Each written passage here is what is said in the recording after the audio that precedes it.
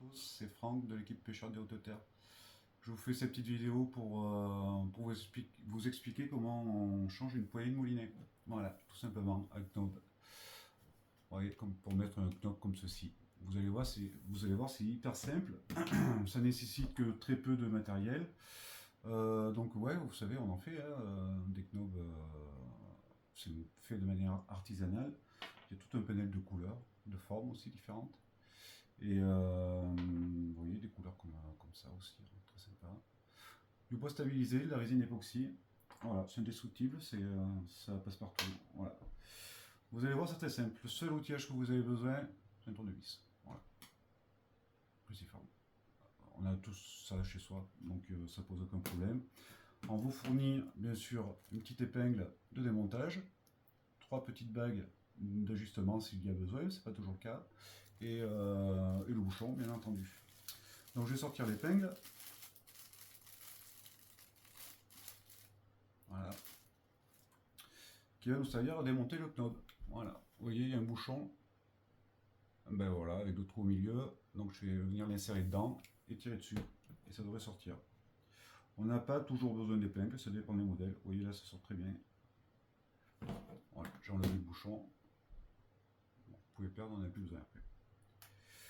Et dedans, peut-être que vous ne verrez pas là, mais il y a une vis en fait, les vis cruciformes, d'où l'utilisation d'un tournevis. Voilà. Donc je vais venir dévisser cette vis. C'est cette vis qui tient en fait le knob. Voilà, tout simplement. Voilà, on dévisse ça.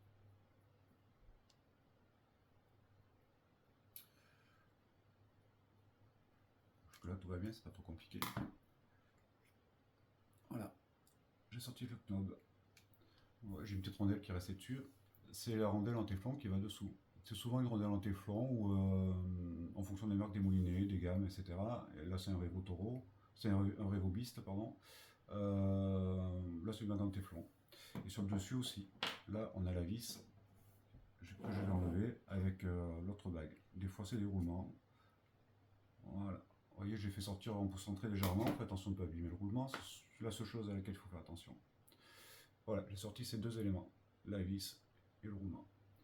On remet tout dans le même ordre, ni plus ni moins. Donc je prépare.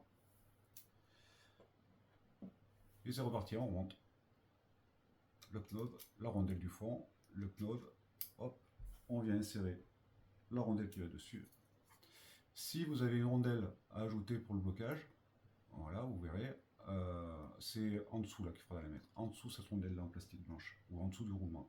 Je remets la vis.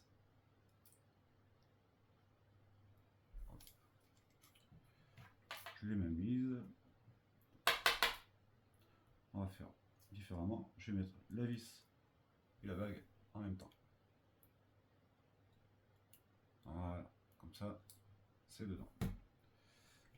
Je vais mettre le knob. Voilà. Vous voyez, c'est prêt à visser en fait. Je revisse.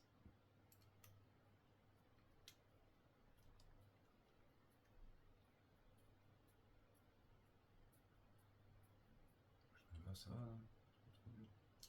J'ai vissé, j'ai bloqué.